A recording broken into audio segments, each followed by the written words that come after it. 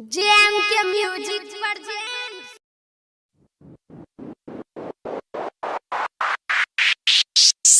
दिलवा करेगा सो रहो। जय मां कत्यानी रिकॉर्डिंग स्टूडियो मानसी एक गलिया। जहिया से देखले बानी झपके ना अखिया मोरा हो। जहिया से देखले बानी झपके ना अखिया मोरा हो।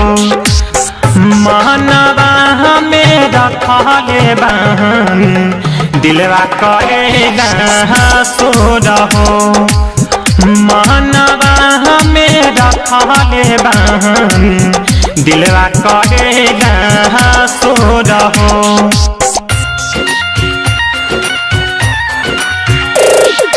डीजे गुजरा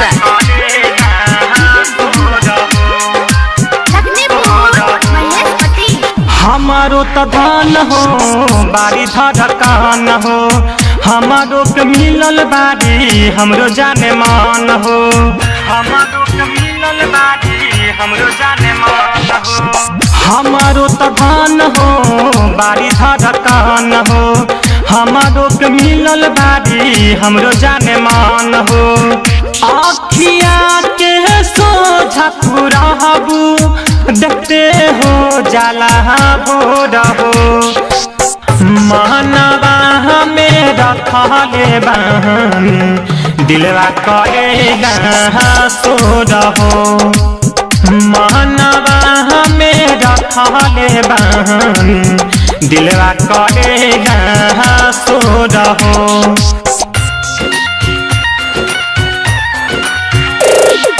डीजे गुजरा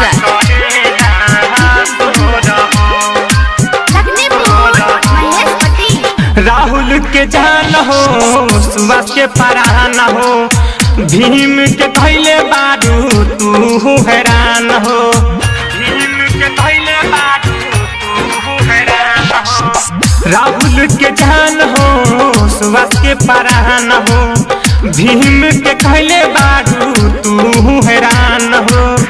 तोहरा से प्यार हमें कैली हमहू करिला सो रहो। मनवा में रखले बानी दिलवा करेगा सो रहो।